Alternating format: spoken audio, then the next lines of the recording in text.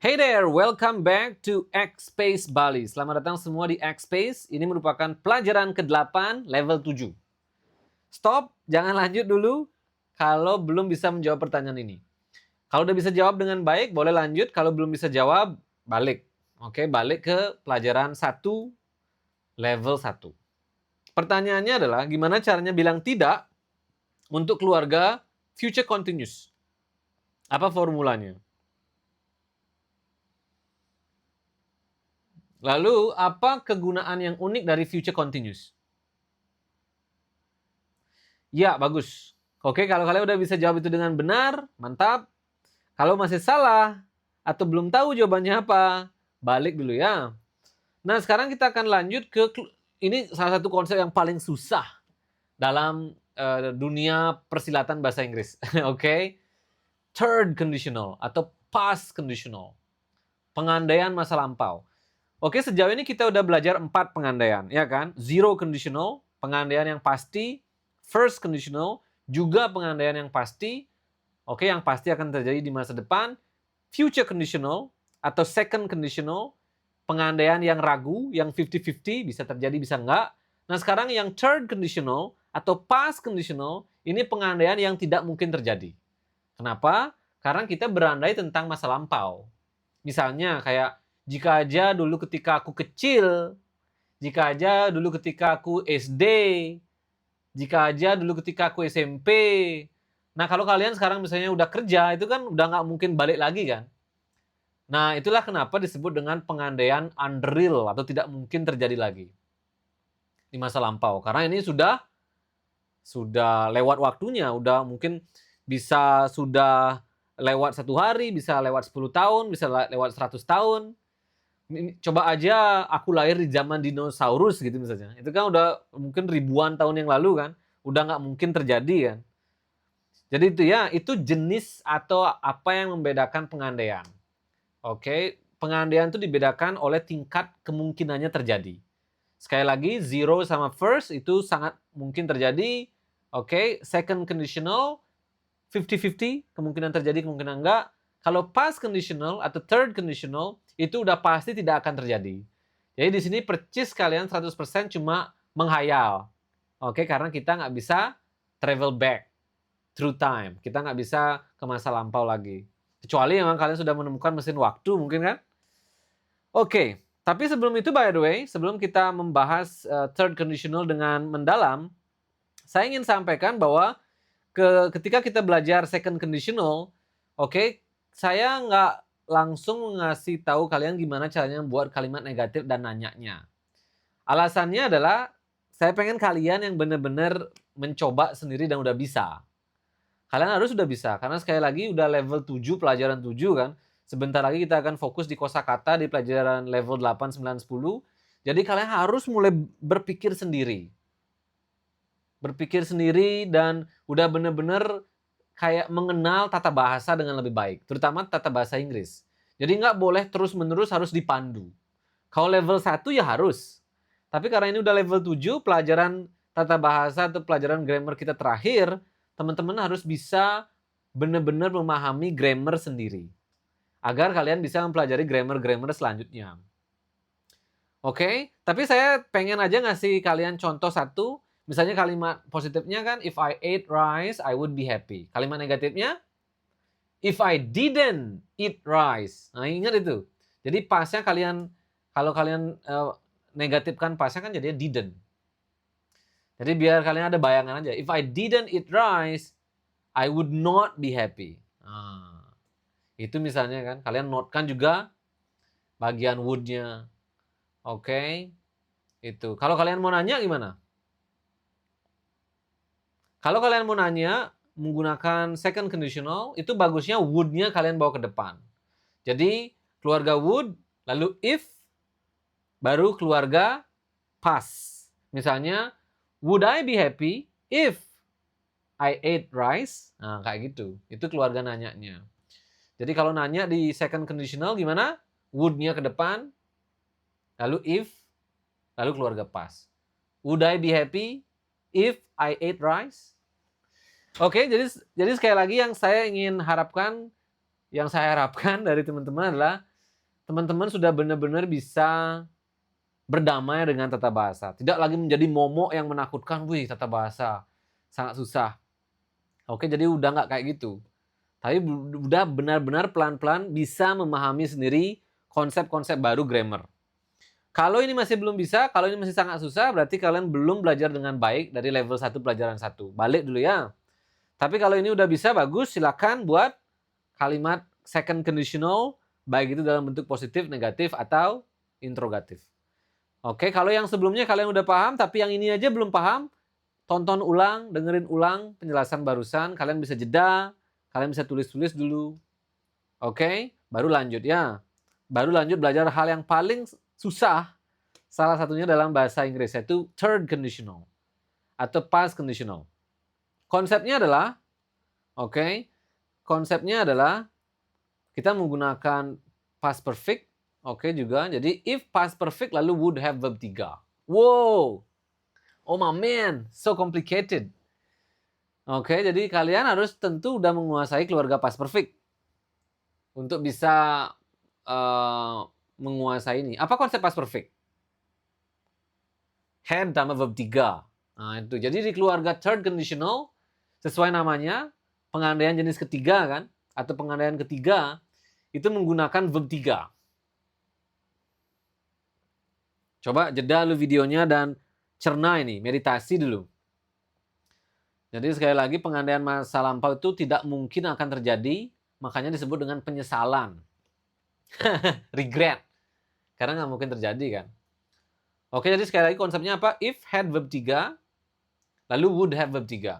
Tentu by the way di past perfect yang utuh ada bagian keduanya kan. Tapi yang di sini yang dimaksud dengan past perfect cuma had verb 3 aja. Jadi nggak ada before-nya, nggak ada when-nya. If had verb 3, would have verb 3. Contohnya adalah if I had eaten rice. Nah ini kan, had eaten merupakan past perfect kan, had verb 3. If I had eaten rice, I would be happy. Cuma bukan I would be happy. Ya, jadi kalian harus ngeh ini bedanya future conditional atau second conditional sama yang third conditional. Third conditional itu ada have-nya.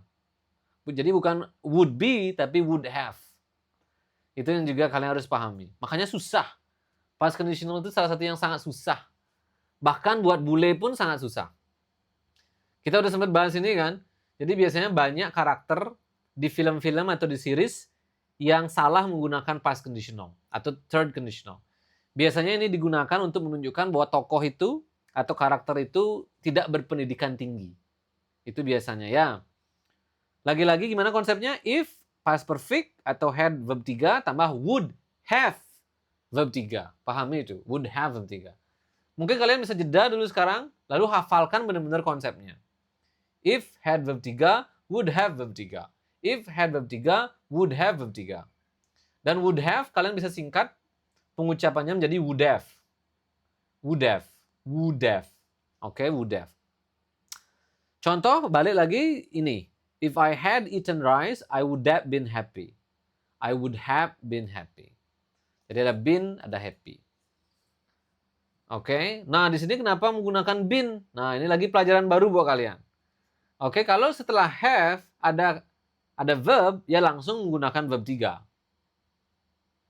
Misalnya I would have eaten, I would have drunk, I would have taken a bath.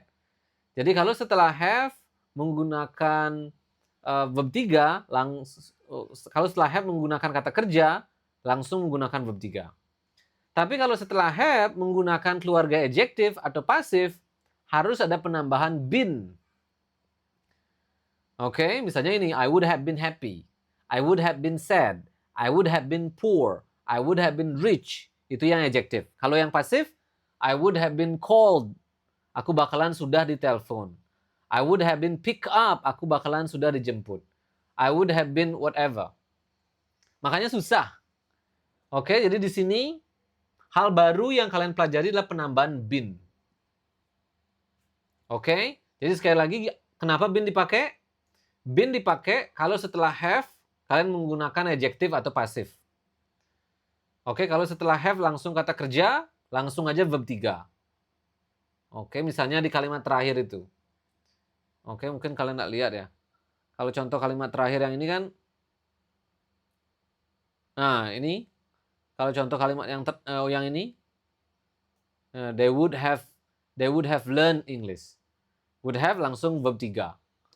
Oke, jadi kalau setelah have menggunakan kata kerja, langsung verb 3. Tapi kalau setelah have menggunakan adjektif atau pasif, ingat tambahkan been. Oke, itu ya. If I had eaten rice, I would have been happy. Jika aku sudah makan nasi, kemungkinan besar atau aku pasti bakalan bahagia. Tapi kenyataannya gimana? Kenyataannya ya belum makan nasi. Kenyataannya gimana? Kenyataannya ya sedih. Karena ingat ini pengandaian masa lampau. Nah, sekarang contoh yang lain, if we had drunk water, you would not have been thirsty. Oke? Jika kamu sudah minum air, kamu pasti nggak bakalan haus. Jadi itu ya, translasinya juga sesuatu hal yang menarik untuk kalian pahami.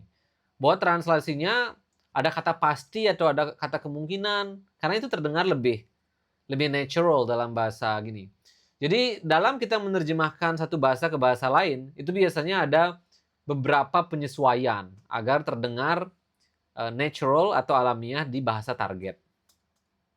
Oke, lagi-lagi ini udah pembahasan konsep susah, konsep advance.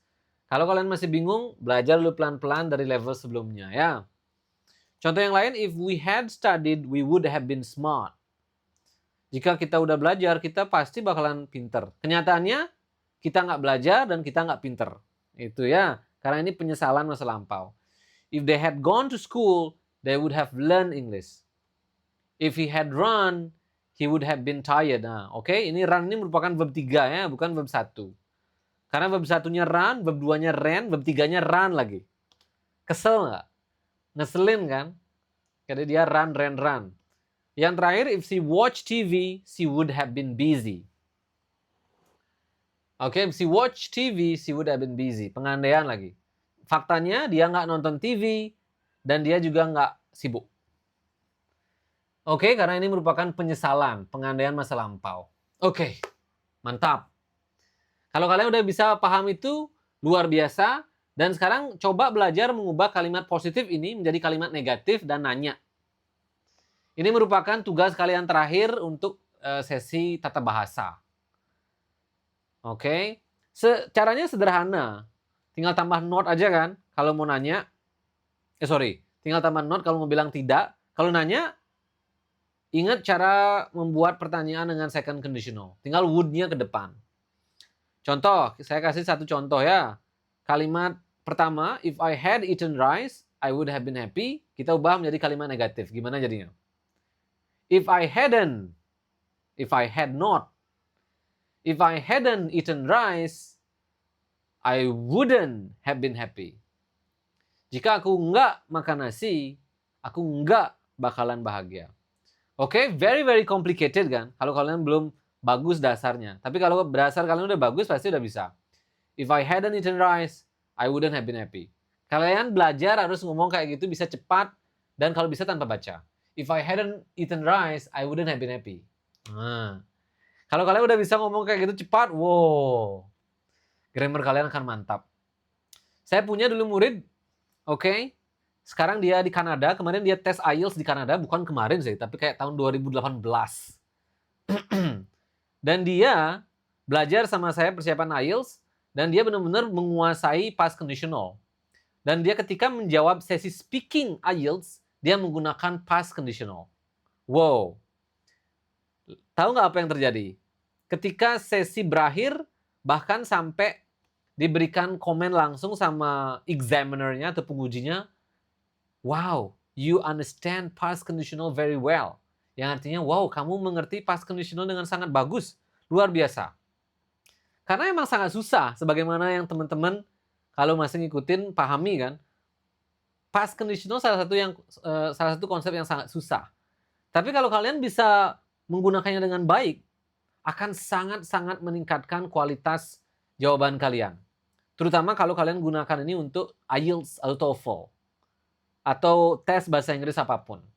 Terutama di bagian speaking-nya ya. Karena kan bener-bener impressive. Kayak wow, kayak gitu. Kayak barusan ya, if I had eaten rice, I would have been happy. If I hadn't eaten rice, I wouldn't have been happy. Oke, itu cuma satu kalimat. Tapi kalau kalian bisa membuat kalimat past conditional on the spot, langsung tanpa nulis, woi, skor kalian untuk speaking akan luar biasa. Dan ini udah terbukti di banyak sekali murid saya yang ngambil IELTS. Oke, jadi harus benar-benar semangat. Memang susah ini, cuma kalian harus bisa ya kalau pengen skor kalian tinggi. Nah, sekarang kalau kalimat nanyanya gimana? Nanyanya sebagaimana yang kita udah bahas di second conditional, tinggal would-nya bawa ke depan, lalu if tengah-tengah, lalu diikuti oleh had verb 3.